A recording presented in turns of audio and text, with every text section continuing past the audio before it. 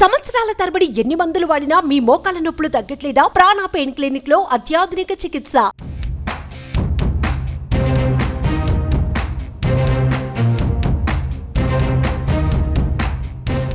AP Telangana ఉమ్మడి రాజధానిగా హైదరాబాద్ ఇక కొనసాగదా?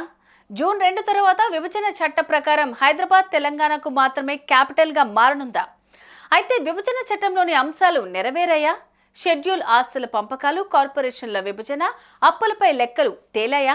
రెండు రాష్ట్రాల మధ్య విభజన ప్రక్రియ సరిగ్గా జరిగిందా? దీనిపై ఏపీ ప్రభుత్వం వెర్షన్ ఏంటి? తెలంగాణ వాదనేంటి?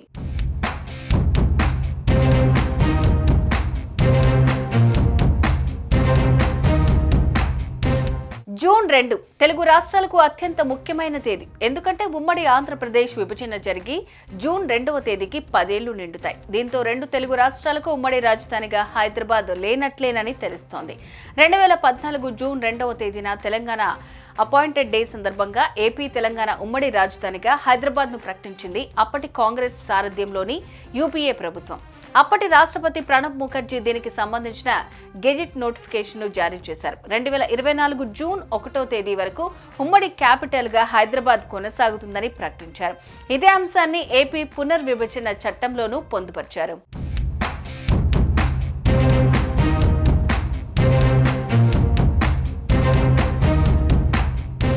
మరో వారం రోజుల్లో విభజన ఏర్పడి 10 ఏళ్లు కాబోతోంది. దీంతో ఏపీ తెలంగాణలకు ఉమ్మడి రాజధాని జూన్ 2 తర్వాత కేవలం తెలంగాణకు మాత్రమే రాజధానిగా మారనుంది. మరోవైపు ఏపీకి ఇప్పటికే పూర్తిస్థాయి రాజధాని అందుబాటులోకి రాలేదు. ఈ నేపథ్యంలో కేంద్రంతో మాట్లాడి దీన్ని మరో 5 ఏళ్లు పొడిగించే ప్రయత్నం చేయాల్సి ఉంది. ఇక ఆర్టీసీ ఆస్తులు, ఇది ఇప్పటి వరకు తేలలేదు. విభజన చట్టంలో ఆర్టీసీ ఆస్తులను 10 ఏళ్లలోగా పరిష్కరించుకోవాలని చెప్పారు. కానీ ఇంతవరకు జరగలేదు. విద్యుత్ బకాయిలు 5,000 కోట్లు రావాల్సి ఉంది. వీటిని తీర్చుకునే ప్రయత్నం కూడా చేయటం లేదని తెలుస్తోంది. మరోవైపు ఉద్యోగుల పంపిణీ కూడా అలాగే ఉంది. మొత్తంగా చూస్తే జూన్ 2 తర్వాత ఏం జరగబోతోందన్న చర్చ సాగుతోంది.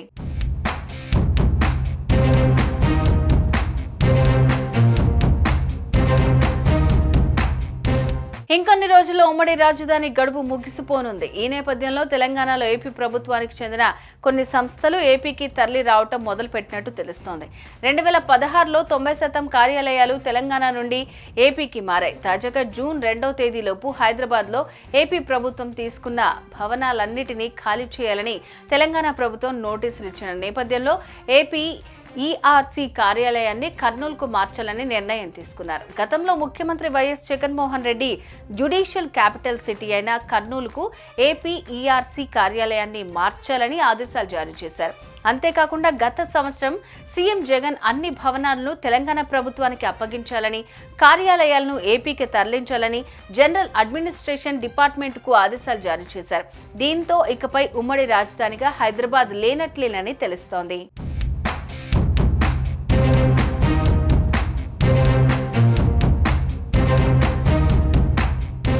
ఉమ్మడి రాజధానికి కాలం చెల్లనుండడంతో తెలంగాణ ప్రజలు సంబరాలు చేసుకుంటున్నారు. ఇదే సమయంలో ఏపీ వైపు నుంచి స్పందన మాత్రం లేదు. పలువురు మాత్రం హైకోర్టులో పిల్ దాఖలు చేశారు. కానీ ఇక్కడ చర్చకు రావాల్సింది విభజన చట్టం. ఎందుకంటే 10 ఏళ్ల తర్వాత విభజన చట్టంలోని పలు అంశాలకు కాలం చెల్లుతుంది. కానీ ఆ దిశగా ప్రయత్నాలు జరగలేదని రాజకీయ విశ్లేషకుల అభిప్రాయం.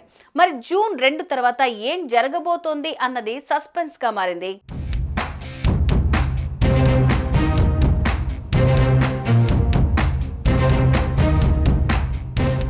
సుమన్ టీవీలో మీ పర్సనల్ అండ్ బిజినెస్ ప్రమోషన్స్ కోసం కింది నెంబర్కి కాంటాక్ట్ చేయండి.